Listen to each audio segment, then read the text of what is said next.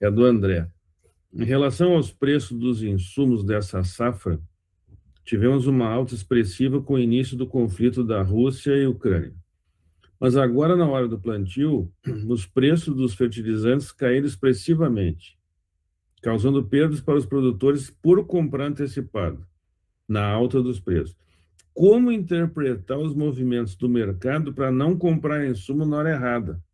Porque, só para contextualizar um pouquinho, Uhum. historicamente, a aquisição antecipada, ela garantia um valor por tonelada do insumo mais favorável. E quando a gente se aproximava, até por questão de demanda, havia uma resposta do valor do insumo positiva e crescia.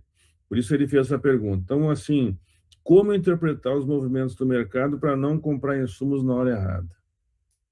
Você quer falar, Luciano? Eu posso comentar Pode, aqui um pode pouco? Acho falar, que pode começar. é, Eu complemento. assim, vai ser o que a gente vê, isso tem um pouco a ver com outras, até operações que a gente fala, e isso vai servir, por exemplo, seja para moeda, seja para controle de insumo, entre outras operações, o que a gente chama no mercado tradicionalmente, né, quando a gente vai fazer alguma alocação, é do tal e famoso do efeito manada, né?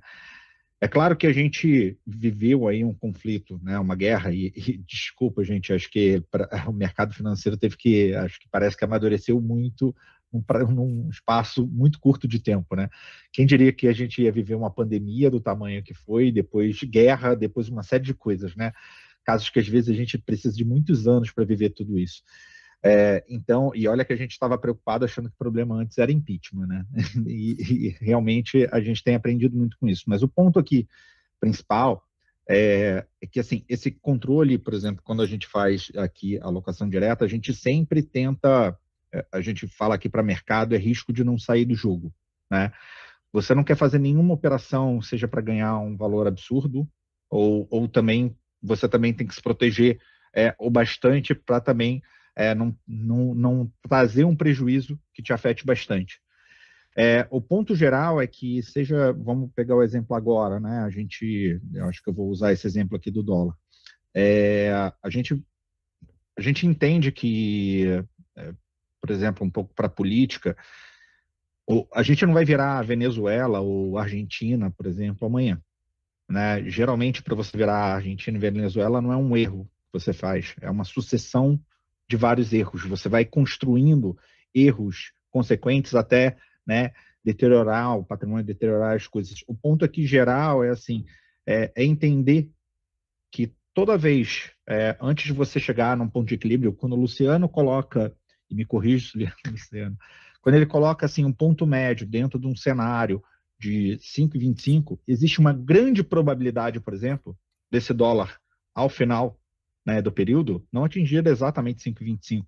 Mas o que é uma média normal? Provavelmente, em curtos espaços de tempo, ele oscila muito para cima ou muito para baixo.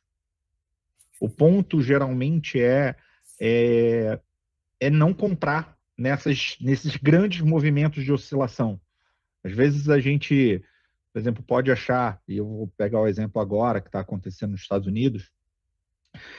Se vocês repararem, o Luciano tinha colocado ali, por exemplo, que a curva de juros lá estressou, ela tende a estressar ainda mais, mas ao passo que a gente ainda vive uma recessão, mas vamos dizer assim, num período pequeno, mas a gente não fecha num período recessivo lá nos Estados Unidos. Mas o que a gente entende isso traduzindo para mercado? A Bolsa Americana, por exemplo, ela caiu bastante, tá?